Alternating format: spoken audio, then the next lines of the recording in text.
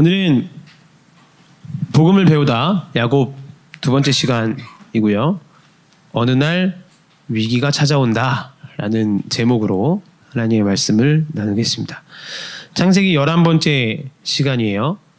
지금 우리가 창세기를 통해서 아담, 노아, 그리고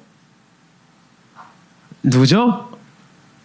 아담, 노아, 야곱 전에 누구였죠? 아브라함이죠. 아담, 노아, 아브라함을 거쳐서 이삭의 둘째 아들인 야곱을 살펴보고 있습니다. 그죠? 이제 야곱이 이삭의 축복을 가로채고 형 에서가 자신을 죽이려고 하니까 도망가는 얘기가 오늘 성경에 나와 있어요. 성경은 오늘 야곱의 삶의 위기의 어떤 한순간을 보여주고 있는 건데, 뭔가 장난처럼 막 남을 속이고 막 이렇게 해왔던 나의 삶의 모든 일들이, 이런 것들이 이제 별로 상관이 없었다가 어느 순간 심각하게 내 삶에 영향을 미치면서 삶의 방향들을 아예 변화시켜버리고 내 삶의 장소까지도 바꿔버리고 있는 이 심각한 순간을 보여주고 있습니다. 그러니까 장난스럽게 인생을 살았던 야곱에게 어느 순간 뭐가 찾아온 거냐면 위기가 찾아온 거예요. 성경이 지금 이 순간을 다루고 있어요. 이 위기의 순간. 그래서 오늘 말씀을 세 가지 순간으로 나눠서 살펴보겠습니다. 첫째, 위기의 순간. 둘째, 깨달음의 순간. 마지막으로 하늘이 열리는 순간. 차례대로 살펴보도록 하겠습니다. 우리가 첫 번째로 볼 것은 이제 위기의 순간인데요. 야곱이 자기가 하고 싶은 대로 하면서 살았던 사람이에요. 그죠? 근데 그게 그 야곱 인생에 별로 큰 문제가 되지는 않았습니다. 그냥 내가 첫째가 되고 싶다. 그러면 이제 형한테 그냥 맛있는 팥죽 한 그릇 딱 만들어주고, 첫째 장자권 뺏어오면 되지 뭐. 내 아버지한테 축복받고 싶다. 그러면 이제 뭐 아버지 속여가지고 아버지 눈도 침침해 잘 안 보이니까 내가 막 털 뒤집어 쓰고 막 냄새 이렇게 해갖고 형인 척 해가지고 축복 받으면 되고, 속여서 뺏으면 된다. 이렇게 모든 것을 좀 쉽게 생각했다는 거죠. 그냥 이렇게 하면 되지 뭐. 약간 이런 느낌으로 살았어요. 우리 주변에 친구들 중에도 막 이런 사람들 있잖아요. 야, 뭘 고민해. 그냥 이렇게 하면 되잖아. 그냥 하고 싶으면 이렇게 너 하고, 이렇게 살고 싶으면 살면 되잖아. 이렇게 쉽게 말하는 친구들 있잖아요. 야곱도 마찬가지였다는 거예요. 내가 둘째다. 내가 둘째, 뭐 이 세상에서 둘째는 그래 막 이렇게 뭔가 권한이 없고 뭘 가질 수 없는 사람이었지만 상관없지 뭐. 내가 원하는 구조로 내 삶을 내가 이렇게 바꿔나가면 되니까 내가 원하는 인생 살 수 있지. 장자권 뺏어오면 되지 뭐. 이렇게 쉽게 생각을 했다는 거예요. 그런데 오늘 이런 야곱의 삶의 작은 것들이 점점 모여서 의도치 않은 방향으로 흘러가고 있다는 겁니다.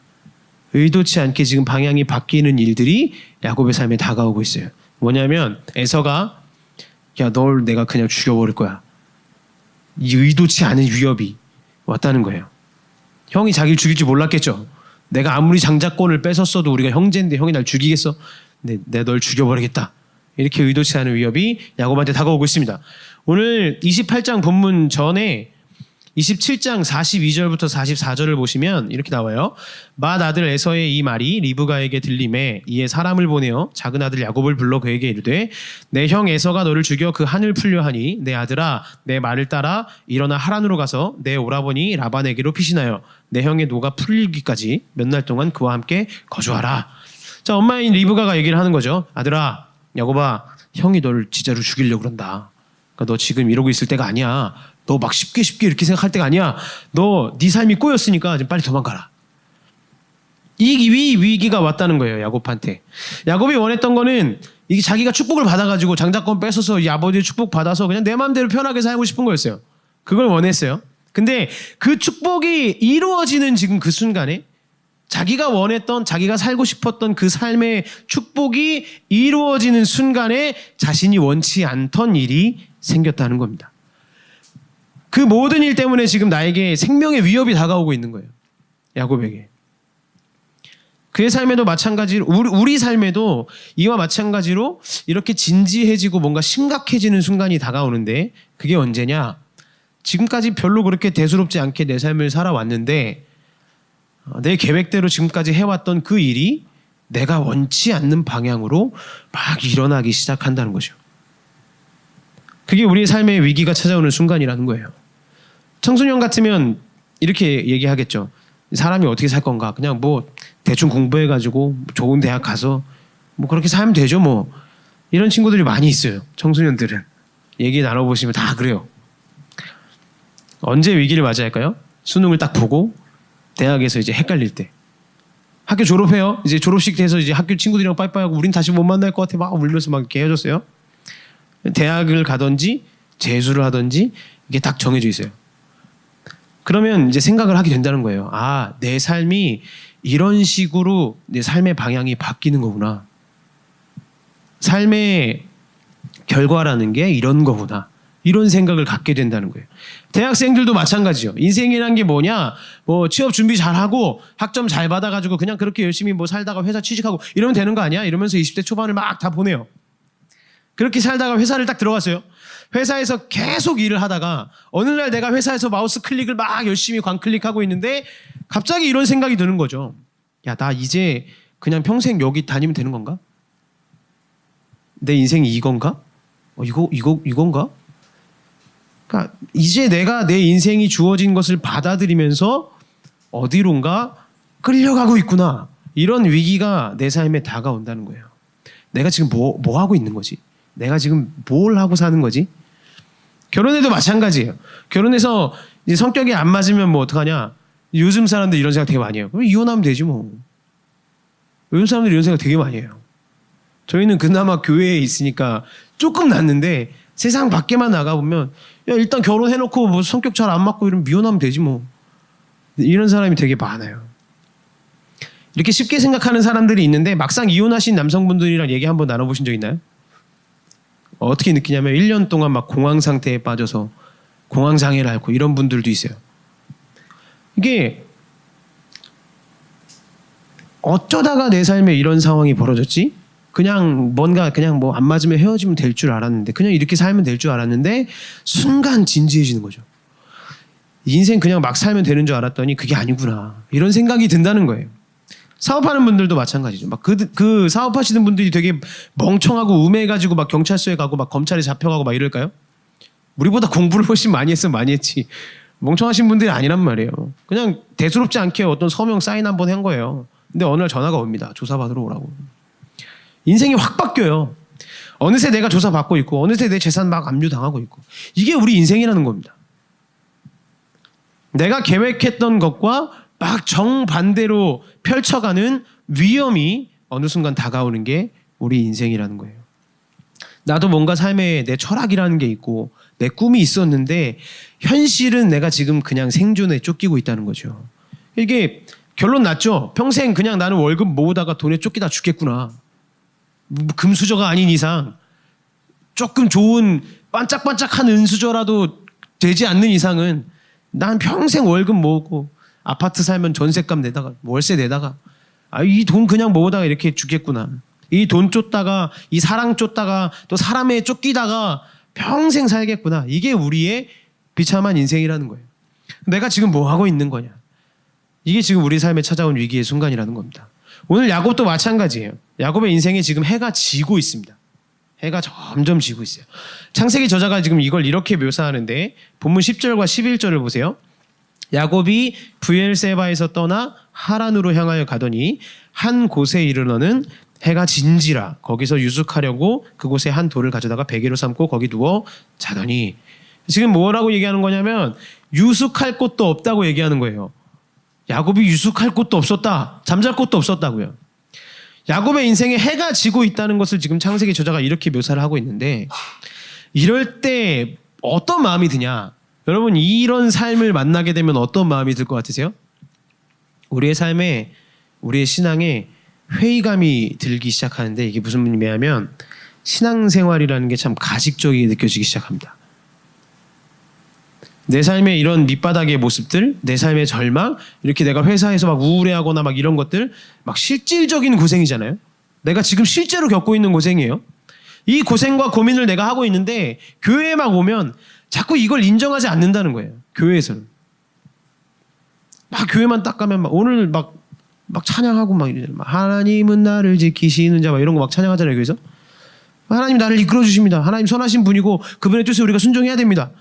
내 삶이랑은 너무 다른 거예요. 내 삶은 이렇게 고통스럽고 힘든데 어느 순간 하나님이 나를 인도하셨어요. 내 삶에 어느 순간 하나님이 나와 함께 하셨어요. 이런 고민들이 막 생긴다는 거예요.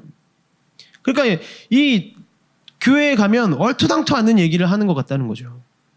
저거 전사님 또 저를 설교하시, 내 삶 하나도 모르고 얘기하시는 것 같네요. 이런 마음이 든다는 거예요. 절망은 실제거든요. 내가 겪고 있는 절망과 고통은 실제거든요. 내가 지금 회사 다니기 싫은 거 실제거든요. 내일 아침에 일어나서 또 그 직장에 또 그 공부하러 가야 되는 거, 그거 싫은 거 실제거든요. 내 인생에 답도 없고 자꾸 안 풀리는 것 같은 거, 이 마음 다 진짜거든요. 그리고 내가 죄악에 빠져 있는 것도 진짜예요. 근데 교회만 가면 막 나는 주의 자녀고, 나는 주의 친구, 막 주님의 친구라 그러고, 막 하나님이 나와 함께 하신다. 이 말에 괴리가 너무 큰 겁니다. 그러니까 신앙생활이 너무 가식적으로 느껴지는 거죠. 이게 우리 삶의 고민이라는 거예요. 이런 고민을 우리보다 먼저 하신 분이 있어요. 독일의 소설가인 헤르만 헤세 들어보셨죠? 헤르만 헤세의 되게 유명한 작품이 뭐가 있죠? 세 글자. 데미안, 그죠? 예, 데미안. 데미안이라는 작품을 쓴 작가인데, 이 데미안이 사람 이름이에요. 주인공이 자기가 청소년인 척하고 청소년의 고뇌를 통해서 우리 인생의 고민을 드러낸 작품이에요, 이게. 주인공이 신앙의 집안에서 자란 청소년입니다. 믿음 생활이 굉장히 평안해요. 우리 집 되게 좋아해요. 막 집을 좋아해요. 가정을 좋아해요. 그런데 내 삶에는 하고 싶은 나쁜 일이 있고 그럴듯한 유혹들이 있다는 거예요. 그러니까 신앙생활이랑 내가 하고 싶은 거랑 부딪힌다는 겁니다. 신앙과 내 삶에 괴리가 생긴 거죠. 모든 게 가식 같은 거예요. 내 신앙생활이 되게 가식 같다. 그때 이 마음을 느끼고 있는 이 주인공에게 주인공의 친구인 데미안이라는 애가 찾아와가지고 이렇게 말을 합니다. 한번 잘 들어보세요. 신은 선하고 고귀하고 아버지 같고 아름답고 높고도 다감한 어떤 존재다. 아주 좋아. 그런데 세상은 다른 것으로도 이루어져 있어. 그런데 기독교에서 그런 건 모조리 악마의 것으로 돌려버리지. 세계의 이 부분, 이 절반이 꿀떡 삼켜진 채로 하나도 언급되지 않는 거야. 이게 무슨 말이냐? 기독교가 되게 가식적이라는 걸 얘기하는 거죠. 야, 네 삶을 봐봐라. 교회에서 말할 수 없는 굉장히 악한 부분들이 있고 내가 진짜 하기 막 싫은 거 있고 비참한 상황들이 있는데 기독교는 이 절반인 나쁜 쪽은 그냥 꿀꺽 삼켜버리고 얘기를 안 한다는 거예요. 교회에 오면 맨날 선한 것만 얘기하고 막 주님이 동행하십니다. 주님이 함께 하십니다. 하나님 우리 친구 되십니다. 저쪽에 더러워 있는 그런 더러워진 얘기들을 안 한다는 겁니다. 거봐, 이게 되게 신앙이 되게 가식적이잖아. 그러니까 교회를 떠난다는 거예요. 지금 이 친구도 교회를 떠나라고 막 얘기를 하는 거예요. 데미안도. 너의 인생의 본질은 그 절망들을 네가 직시해야 되는데 야 교회 가봤자 뭐하냐 뭐 오늘도 이제 저희 이따가 축복하겠죠. 너를 만나 행복해 막 축복하겠죠. 축복송이나 맨날 불러주고 막 하나님의 뭐 하나님 당신 통로라고 막 이런 거 이제 그만하라는 거예요. 지금 그 얘기를 하고 있는 거예요. 여러분의 마음은 어떻습니까? 우리의 마음 솔직히 이렇지 않습니까? 이 고민을 헤르만 헤세도 했다는 거예요. 그럼 직장 재미있으세요? 가정 재미있으신가요? 막 기도했더니 막 여러분 응답이 옵니까? 하늘에 불 내려주세요. 막 불 떨어집니까? 현실에 순종이 되시나요? 이게 우리의 고민이잖아요. 근데 현실은 훨씬 열악하고 내 마음은 훨씬 생각한 것보다 악하고 우울해요. 평생을 이렇게 어떤 생존이라는 거에 쫓기면서 살아야 될 것 같은데 이 가식적인 신앙생활이 뭘로 보상될 거라는 거예요. 우리 삶이. 교회 오면 뭐라 그러죠? 예배로 된다. 기도해라. 네가 기도 안 해서 그렇다. 너 말씀 안 들어서 그래. 네, 이런 말만 하고 있다는 거죠. 예배로도 안 되는 이런 삶의 느낌을 이 헤르만 헤세가 지금 주인공의 고뇌를 통해서 이렇게 표현을 합니다. 우리 마음에 예배를 드려도 안 될 때, 기도를 해도 안 될 때 이런 마음이 든다고요. 한번 들어보세요. 나는 저녁 예배까지 마쳤다. 아버지가 우리 모두와 함께 하소서라고 기도를 끝냈을 때도 나는 함께 기도하지 않았다. 급격한 경련이 이 모임에서 나를 밀쳐냈다. 하나님의 은총이 그들 모두와 함께해도 이제 나와는 함께하지 않는다. 나는 싸늘해진 마음으로 녹초가 되어 자리를 떴다. 그 예배마저 내 인생에 고립감을 주고 있어요. 내 삶은 훨씬 비참하고 더 어둡기 때문에 야 신앙생활 가식적이잖아. 나는 월급에 쫓기고 내 월세에 쫓기고 내 학비에 쫓기고 이 생존에 쫓기고 하면서 사는 게 내 인생이다. 이때 우리의 삶에 위기가 찾아오는 겁니다. 두 번째로 살펴볼 것은 깨달음의 순간인데요. 이제 이렇게 쫓겨다니면서 그래 나 혼자 살아보겠다. 아이 뭐 축복의 자리 잘 모르겠다. 그냥 도망가야지. 신앙생활은 거의 다 가식적이고 거짓말이다.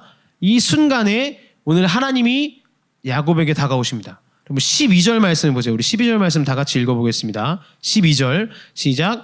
꿈을 본즉 사닥다리가 땅 위에 서 있는데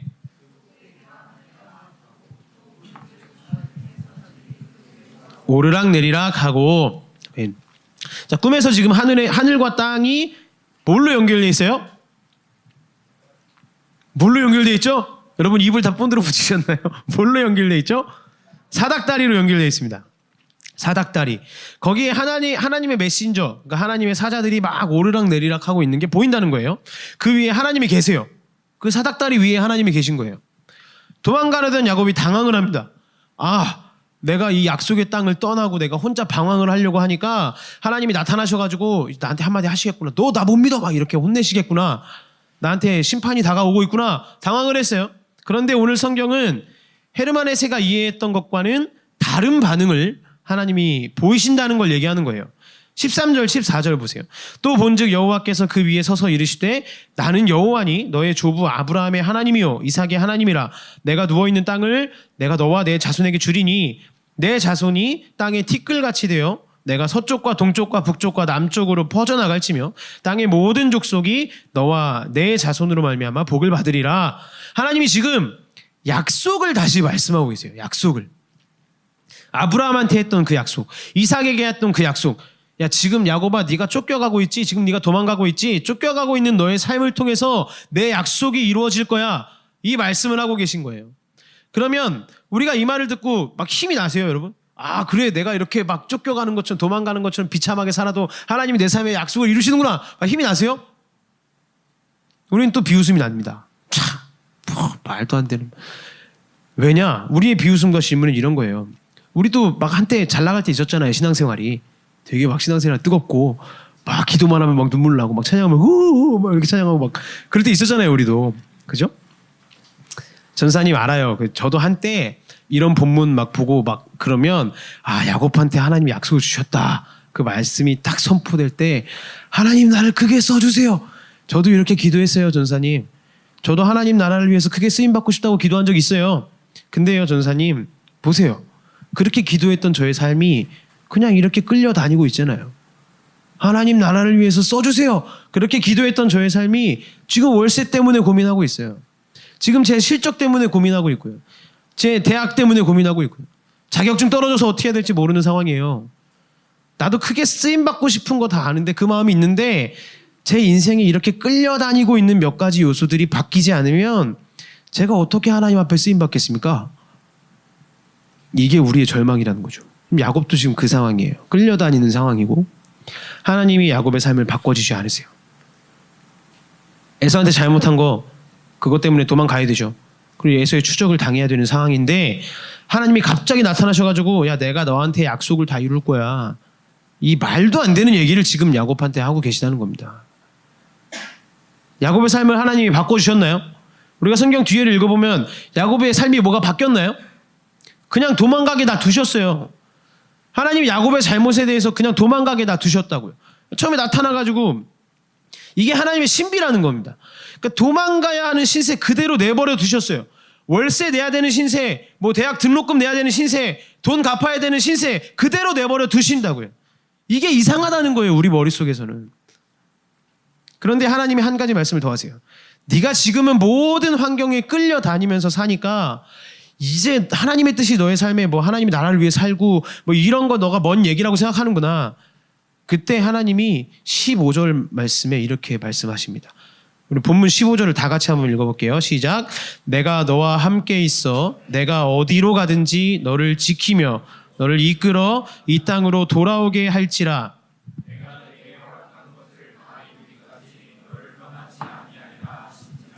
아멘. 자, 무슨 말이에요?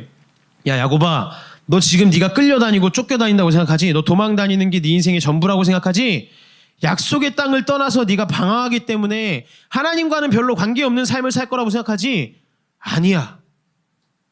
내가 너한테 한 가지 약속을 줄 건데 네가 어딜 가든지 나는 너를 지킬 거다.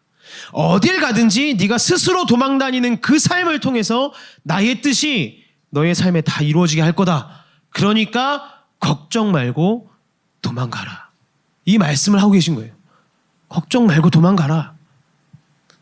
야곱이 지금 엄청 힘든 상황에서 하나님이 딱 나타나가지고, 우리 생각 같으면 어때요? 하나님이 딱 나타나셔서 야 에서 내가 처리할 테니까 너 가만히 있어. 에서 그냥 뭐 손가락 한번 딱 튀기면 돼. 뭐 이렇게 해가지고 너는 그냥 네 축복 즐겨. 이렇게 해야 되는 것 같은데 우리의 신앙은 그렇잖아요. 그렇게 해야지 우리가 좋은 것 같죠. 근데 이게 아니라 야곱이 도망을 가는데 하나님 나타나셔가지고 내가 너의 그 도망다니는 삶을 통해서 나의 뜻을 다 드러낼 거야. 그러니까 걱정 말고 도망가라. 이렇게 말씀하고 계신다는 거예요. 야곱이 지금 자신의 인생을 방황과 후퇴의 첫걸음이라고 생각했어요. 이제 망했다고 생각했어요. 내 인생 망했다. 형한테 맨날 쫓겨다니면서 목숨에 위협받고 살겠구나. 근데 하나님이 뭐라고 하시냐? 야 도망가. 너 도망가. 그런데 그것은 너의 부르심의 첫걸음이 될 거야. 네 인생이 망해가는 첫걸음이 아니라 너의 그 도망은 네 인생의 부르심의 첫걸음이 될 거야. 걱정 말고 도망가. 이 말씀을 하신다고요. 그러니까 우리 고민은 이거죠. 내가 지금 직장에 잘못 들어가가지고 막 젊었을 때, 더 어렸을 때 내가 막 준비 안 하고 막 잘못하는 바람에 하나님께 쓰임 받으려면 이런 스텝들을 내가 밟았어야 되는데 이런 것들 내가 준비 잘 안 해가지고 어쩌다가 내가 이렇게 살다 보니까 그냥 이 길에 지금 들어섰어요. 그러니까 그냥 마지못해 삽니다. 월급이 얼마 안 돼요. 이걸로 하나님의 뜻을 못 이뤄요. 그리고 뭐 학업 열심히, 사업 열심히 해가지고 하나님께 영광 돌리려고 했어요. 저도 그런 뜨거움이 있었어요. 그리고 뭐 학업 여러 가지들 그렇게 막 해보려고, 하나님께 영광 돌려보려고 그렇게 했는데 실수 하나로 제가 미끄러졌습니다. 그러니까 이제 어떻게 되냐면 우리의 삶의 모든 게 끌려다니는 느낌이 드는 거예요. 월세에 끌려다니고, 이건 뭐 내가 지금 적금 들기도 바쁜데 무슨 사명이에요, 하나님? 저는 보험비 내기도 바쁜데요. 무슨 사명입니까? 이런 느낌이 든다는 거예요. 빚이 있는 사람들은 어떻게 생각하냐? 학자금 대출 있는 사람들 뭐라고 생각해요? 하나님 뭐 약속 뭐 이루시겠습니까? 야 그래 뭐 좋은데 하나님 제가 지금 이 빚 다 갚겠다가 그냥 죽겠습니다.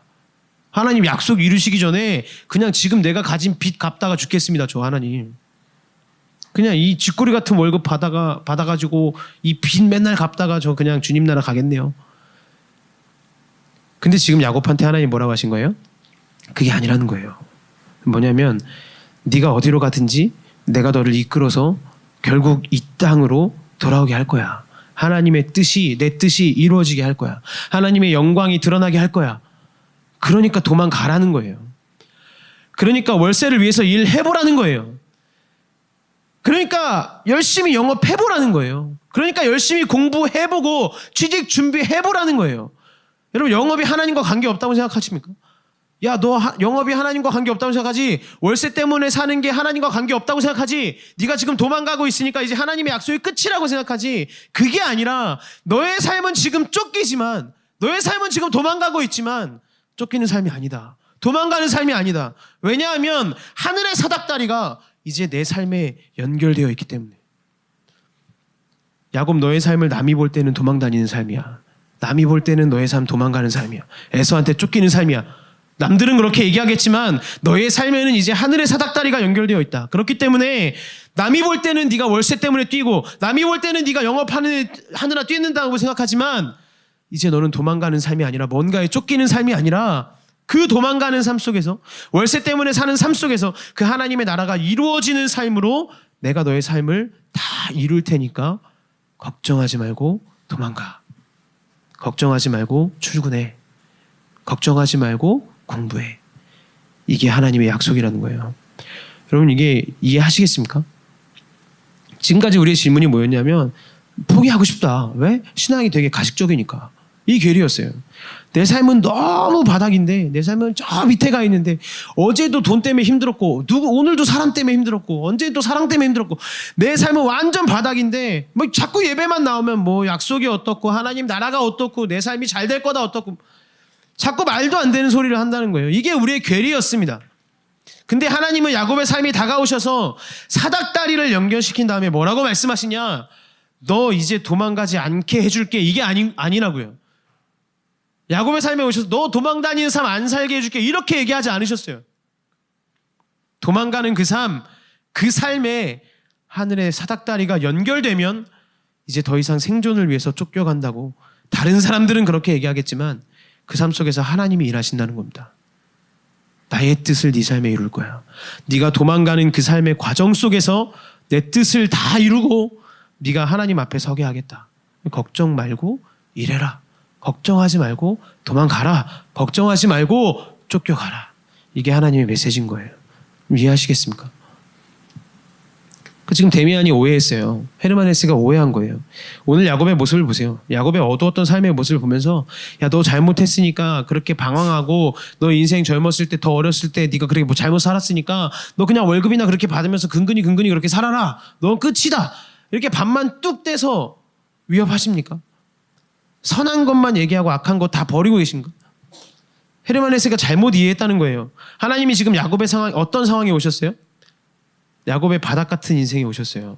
그러면서 뭘 연결하세요? 하늘의 사닥다리를 연결하세요. 그리고 얘기하시는 말씀이 너 도망간다고 생각하는데 그 도망의 삶을 통해서 내 약속이 이루어지는 영광스러운 삶을 경험할 거야. 걱정하지 말고 도망가. 이게 하나님의 약속입니다. 야곱이 그걸 체험한 다음에 영적인 눈이 딱 열렸어요.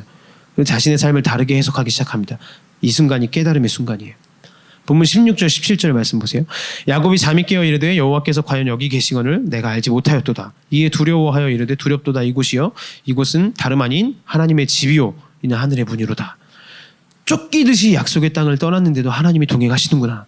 내가 도망을 가고 있는데도 하나님 나와 함께 하시는구나.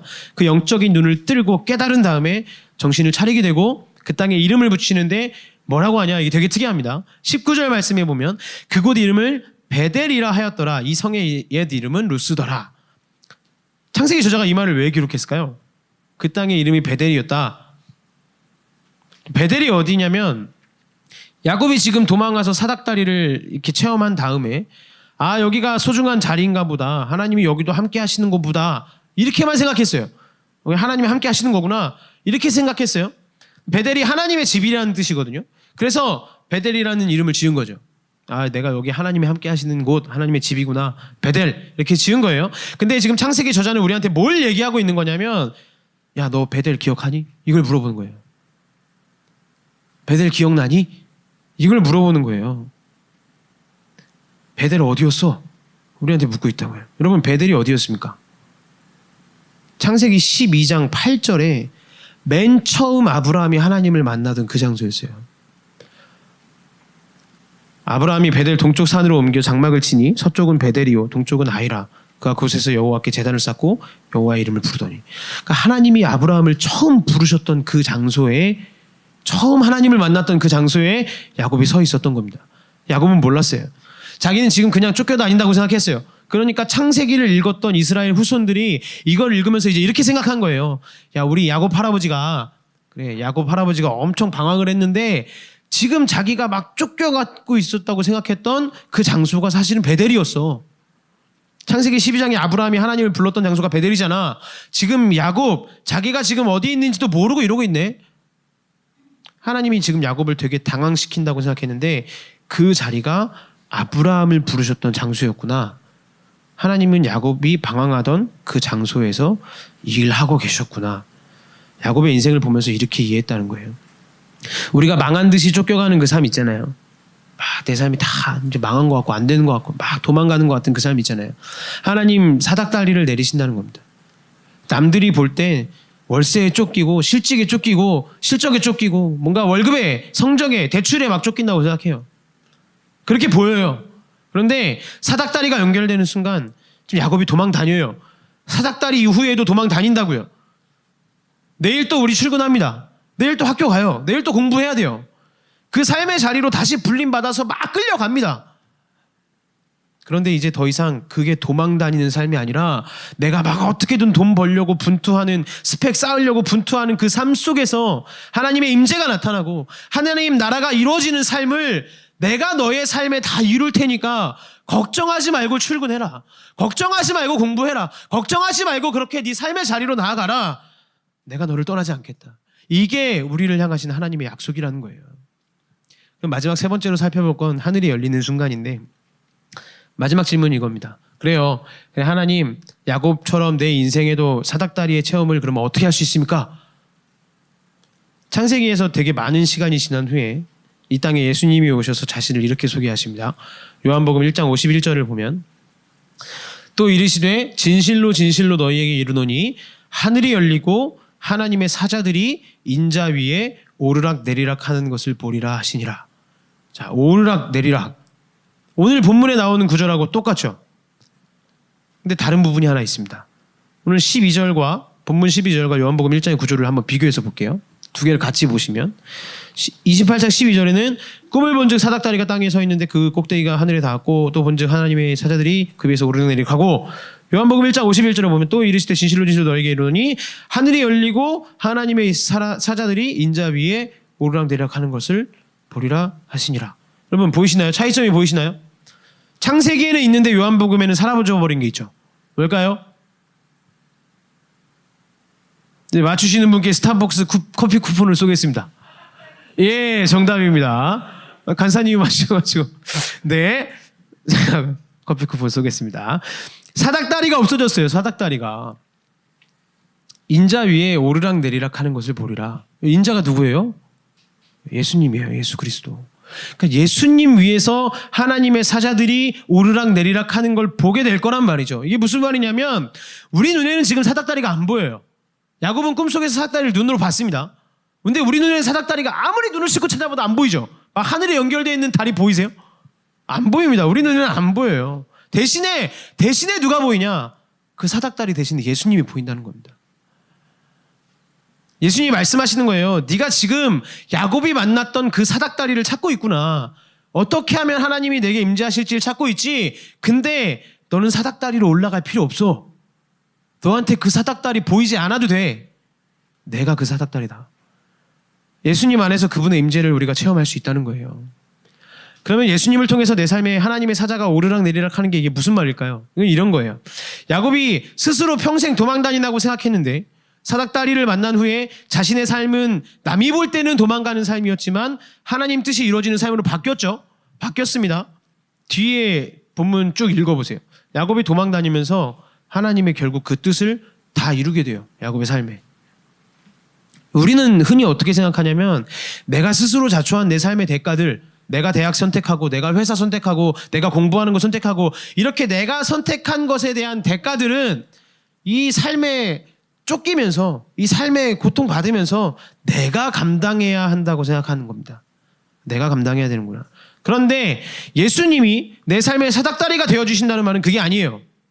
예수님이 내가 진짜로 책임져야 할 그 인생, 월급으로 막 살아야 되고 막 급급이 쫓겨다니면서 살아야 되는 그 인생을 예수님이 가지고 십자가로 가셨다는 겁니다. 실패에 대한 두려움 여러분 있지 않으세요? 우리가 지금 막 삶을 살잖아요. 그러다가 어느 순간 실패했어요. 그럼 막 두렵고 외로워져요. 그리고 내가 잘못 선택했던 것 때문에 내가 책임을 져야 돼요. 죽도록 고생하는 것들, 인생에서 뭔가 뼈저리게 느끼면서 책임지며 살아야 되는 것들, 이 모든 대가들을 십자가에서 예수님이 가져가셨다는 겁니다.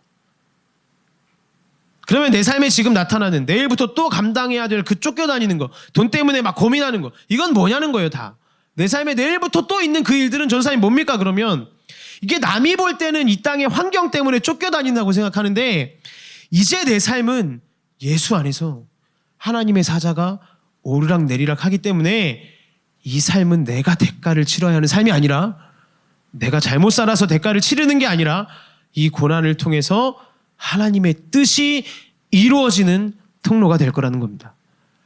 그러니까 이런 말들 다 틀린 거예요. 야, 그렇게 공부 안 하더니 너 개고생하는구나. 이거 아니라는 겁니다. 왜냐하면 우리의 삶의 고난은 예수님이 가져가셨다는 거예요. 너가 어릴 때 막 그렇게 놀더니 그래 너 죽도록 고생하는 거 봐라. 그러니까 어렸을 때 좀 준비 잘하고 하나님 뜻대로 살았어야지. 이거 아니라는 겁니다. 뭐냐? 고난은 우리가 진짜로 그 대가를 치러야 하는 고난은 이미 예수님이 받으셨어요. 전사님 이 말이 됩니까? 그러면 지금 제가 하고 있는 개고생 뭔데요? 그 개고생은 그냥 개고생인데요. 제 돌베개 그냥 돌베개 저는 그렇게 돌베개 딱딱한 거 베고 자야 되는데요. 아니에요. 이 말은 우리가 예수님의 고난을 인정 안 하겠다는 말과 똑같은 말입니다. 진짜 뼈저리게 후회하고 고생해야만 했던 그 삶을 예수님이 대신 사셨다는 거예요. 우리가 지금 돌베개 베고 잔다고 생각하시죠? 내 삶이 딱딱한 돌베개 베고 불편하게 산다. 비참하고 처량하고 쫓기는 삶 같죠? 그럼 마태복음 8장 20절을 보세요. 예수께서 이르시되 여우도 굴이 있고 공중의 새도 거처가 있으되 인자는 머리 둘 곳이 없다 하시더라. 그럼 예수님이 바보십니까? 예수님이 왜 머리 둘 베개 하나 없이 이렇게 사셨냐는 거예요. 바보도 아니고 베개 그냥 옆에서 가져오면 비면 자면 되는데요. 우리가 진짜 해야 됐던 거, 우리가 진짜 돌베개 베고 내 인생 내가 대가를 치러야 했던 거, 그거 예수님이 대신 그렇게 베개 없이 짊어지셨다는 거예요. 내가 방황했어야 되는 거 예수님이 대신 방황하셨다는 거예요. 이게 더블이잖아요. 중복이잖아요. 예수님도 내 죄 때문에 고생하시고 나도 내가 잘못 선택한 것 때문에 고생하고, 이거 중복 고난이잖아요. 근데 이게 아니라는 거예요. 이게 중복되지 않는다는 겁니다. 정말로 진정으로 내 인생의 방황은 예수님이 대신 하셨어요. 그 대가를 예수님이 대신 치르신 거예요. 그걸 우리가 믿는다면, 그 믿는다는 건 뭐냐? 지금 내가 앞으로 감당해야 할 삶의 고난이 뭐냐? 내가 잘못 살아서 이 고생합니다. 이게 아니라 내 삶에는 이제 예수가 계시기 때문에, 내 삶에서 하나님의 사자가 인자 위에 오르락내리락 하기 때문에 나는 단순히 도망 다니는 게 아니라, 단순히 도망가는 삶이 아니라 그 삶 속에서도 하나님 나라의 뜻이 내 삶과 주변에 이루어지는 통로가 된다는 겁니다. 오늘 우리 중에 내가 막 내일부터 또 도망 다닌다, 실적 때문에 쫓겨다닌다, 나는 그냥 월급쟁이다, 평생 이렇게 쫓기며 살아야 된다, 이렇게 생각하시는 분 계십니까? 이거 정말 죄송하지만 아직 예수님 안 믿는 거예요. 아직 예수님이 나 대신 고난 받으시고 나 대신에 그 영업을 하셨고 나 대신에 그 방황을 하셨다는 걸 믿지 않는 거라고요. 그러니까 자꾸 내가 책임지려는 거예요. 내가 죄를 범했으니까 내가 대가를 치르는 그 인생을 살다가 하나님 앞에 그렇게 가겠군요. 이거 예수님의 고난을 안 믿는 겁니다. 예수님을 믿는다는 건요, 나의 인생 진짜 내가 대가를 치러야 하는 그 모든 고난은 예수님이 이미 다 받으셨고 다 가져가셨고, 내가 월급 받고 월세 모으기 위해서 노력하고 이걸 이제는 다르게 해석하는 거예요. 진짜 이 고난은 뭐냐면, 내가 그 분투하고 하나님을 의지하는 삶 속에서 하나님 나라가 이루어지게 될 거야. 왜냐하면 예수가 내 안에 계시기 때문에. 나에게 이제 하늘의 사닥다리가 연결되어서 하나님의 사자가 오르락내리락 하는 존재가 됐다는 겁니다. 그러니까 마음껏 도망가라. 너 마음껏 월세 벌어봐. 마음껏 영업해봐. 마음껏 공부해봐. 취업 준비 그렇게 열심히 해봐. 내가 너를 떠나지 않겠다. 이게 하나님의 약속입니다. 내가 지금 살고 있는 거 내가 고난당하는 게 아니구나, 이렇게 마음이 바뀔 수 있는 방법은 베개가 없이 야곱 대신에 방황하셨던 그 예수님의 고난을 믿는 거예요. 예수가 나의 사닥다리다. 이걸 믿는 순간 내 인생의 모든 도망가는 삶을 재정의할 수 있습니다. 여러분, 내일 어떤 마음으로 출근하실 거예요? 내가 어렸을 때 공부 열심히 안 하고 준비 덜 해가지고 개고생하는 건가요? 그 마음으로 출근하실 건가요? 회사 잘못 선택해서 개고생 중입니까? 일 같이 한 동료 잘못 만나가지고 개고생 하시는 거예요? 그냥 내가 막 열심히 안 해갖고 지금 이 나이 먹고도 공부하는구나 이러고 계신 거예요? 그게 아니라는 거예요. 하나님은 예수님이 우리 대신에 고난 받으셨기 때문에 우리에게 절대 의미 없는 고난을 주시지 않습니다. 죄의 대가로서의 고난이 절대 아니라는 거예요. 죄의 대가는 이미 예수님이 받으셨어요. 내가 내일부터 감당해내는 고난은 그분의 뜻이 일어나는 또 다른 통로입니다. 여러분, 내일 열심히 빚 갚으세요. 열심히 일하세요. 저도 내일 또 열심히 설교 준비할 겁니다. 여러분, 열심히 도망 다니세요. 누구한테 쫓기고 계세요? 열심히 도망가세요. 진짜로 뭐 월세 부족하세요? 학자금 변제하기 너무 어려우십니까? 어떻게든 시급 높은 곳, 뭐 어떻게든 뭐 괜찮은 곳 그냥 찾아다니세요. 그러나 내 삶은 예수님 위해서 하나님의 사자가 오르락내리락 하는 그 삶으로 변했음을 고백하십시오. 그러면 이제 내가 대가 치르는 거 아니에요. 이 고난이 하나님 나라를 확장시키는 수단이 됩니다. 그러면 우리 삶에 기적이 나타난다는 거예요. 우리의 삶, 남들은 쫓겨다닌다고 내일부터 또 비난하겠죠. 야, 저렇게 막 힘들게 산다. 저렇게 막 쫓겨다니면서 산다. 잘 준비도 안 하고 공부도 안 하더니 그냥 저렇게 됐구만. 회사 잘못 선택해 들어가더니 저 개고생이구나. 부서 잘못 걸려가지고 저렇게 힘들어하는구나. 남들은, 세상은 그렇게 얘기하지만 나한테 절대 의미 없는 고난 하나님 주지 않으십니다. 왜냐? 예수 위에 하나님의 사자가 오르락 내리락 하는 삶으로 내 존재가 바뀌었기 때문이에요. 그분의 임재를 경험하는 도망, 그분의 임재를 경험하는 출근, 그분의 임재를 경험하는 그 삶의 모든 순간을 살아가시는 청년들이 되시기를 주님의 이름으로 축복합니다. 함께 찬양하겠습니다.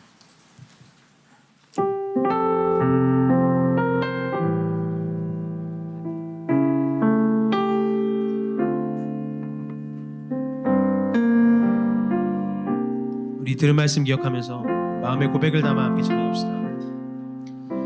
주 부르심 따라 예수 이름 부르며 나의 인생을 드렸네. 사람들이 해 못하고 결과 어떠하든지 주만 따라가길 원했네.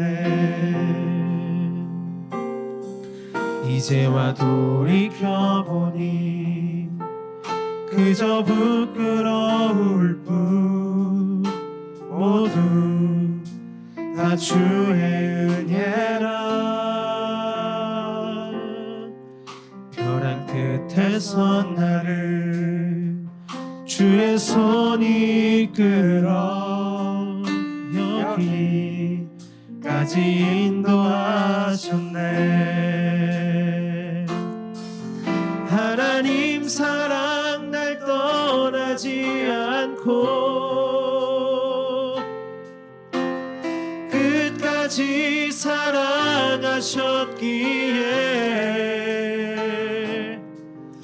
오직 예수와 십자가만 바라보면서 나의 생명도 아낌없이 드리기 원했네.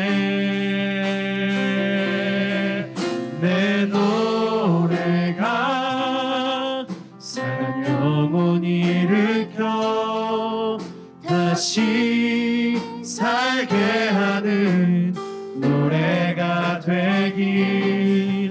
주 배울 때 착한 일꾼이라 칭찬받기 나 원하네. 하나님 사랑 날 떠나지 않고, 하나님 사랑 날 떠나지 않고 끝까지 사랑하셨기에 오직 예수와 십자가만 바라보면서 나의 생명도 아낌없이 드리길 원했네. 내 노래가 찬양 영혼이 일으켜 다시 살게 하는 노래가 되길. 주에 올 때 착한 일꾼이라 칭찬받기 나 원하네. 하나님 사랑, 하나님 사랑 날 떠나지 않고 끝까지 사랑하셨기에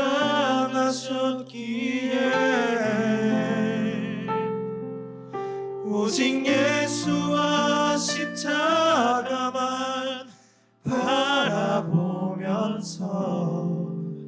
나의 생명도 아낌없이 드리길 원했네.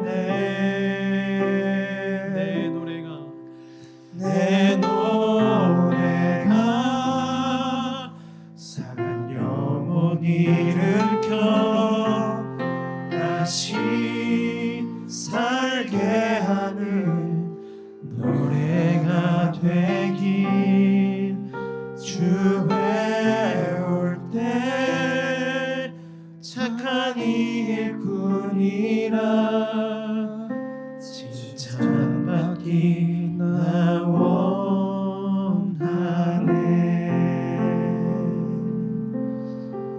그래서 우리 말씀을 기억하며 함께 우리 삶을 주님께 내려놓고 기도합시다. 여러분, 우리가 방금 고백한 이 찬양의 고백이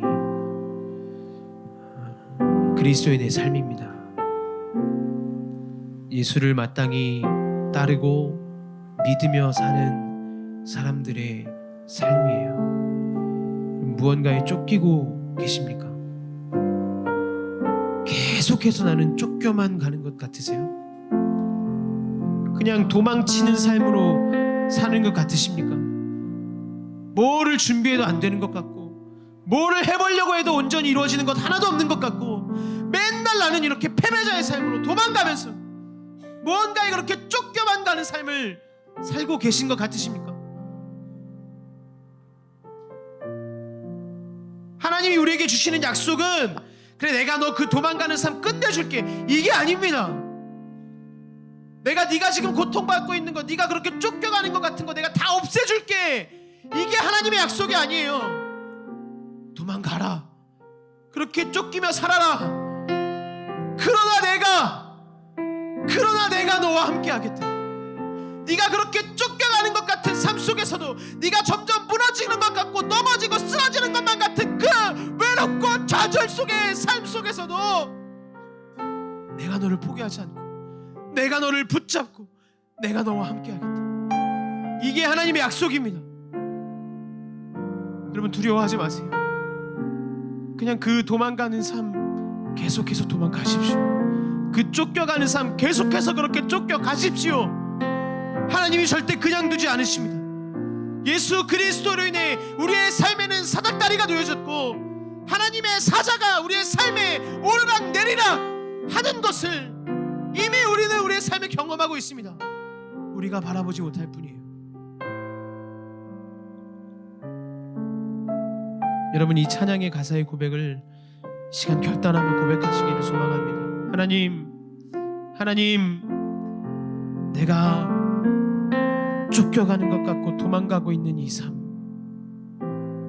내가 그냥 그렇게 살아가겠습니다. 그러나 이제는 내가 그 안에서 좌절하고 쓰러지면서 세상의 것들만 바라보며 그렇게 살아가지 않고, 이제는 내가 나와 함께 하겠다 약속하신 그 하나님을 바라보며 그 도망의 길을 걸어가겠습니다. 나와 함께 하겠다고 말씀하신 그 하나님을 의지하며 내가 그 쫓겨가는 삶을 살아가겠습니다. 내일도 그렇게 출근하겠습니다. 내일도 그렇게 공부하겠습니다. 내일도 그렇게 내 삶을 살아가겠습니다. 하나님, 그 내 삶 가운데에 하나님께서 함께 하셔서 나를 떠나시지 않는 그 사랑으로, 끝까지 나를 사랑하시는 그 사랑으로 내 삶을 붙잡아 주십시오.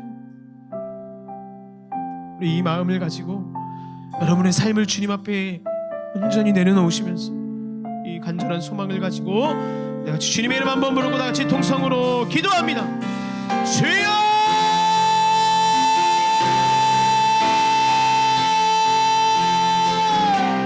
아버지, 이 시간 우리의 삶을 주님께 드리며 기도합니다. 하나님, 내 삶 가운데 어느 순간 쫓겨가고 있는 것 같고 내 삶에서 자꾸만 도망치고 있는 것 같은 그 삶의 순간순간 더 이상 희망도 보이지 않고 무너져만 내리는 것 같고 넘어져가고 있는 것 같은 그 삶의 순간들, 내가 그 순간을 이해하지 않고, 내가 그 순간을 인정하지 않고 자꾸만 감추려 하고 버리려 하고 떠나려 했던 그 삶의 연약한 순간들, 하나님, 이제는 내가 하나님 믿음으로 그 순간들을 걸어가겠습니다.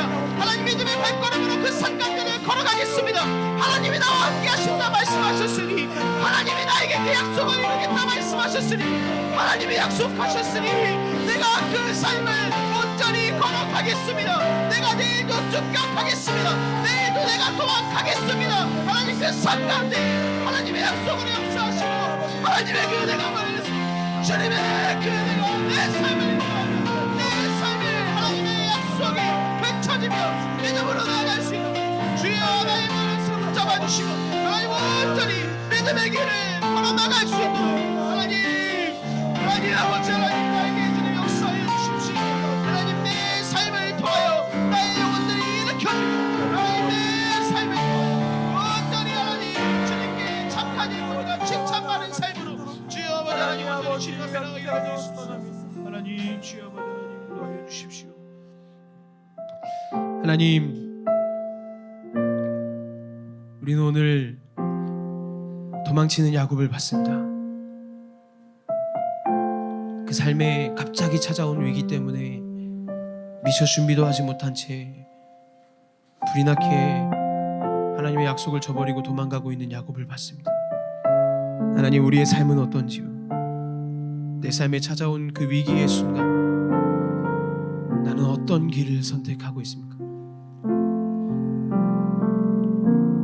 그 힘들고 지쳐가는 순간들 자꾸만 그것들을 외면하면서 하나님 이것들 다 치워주세요.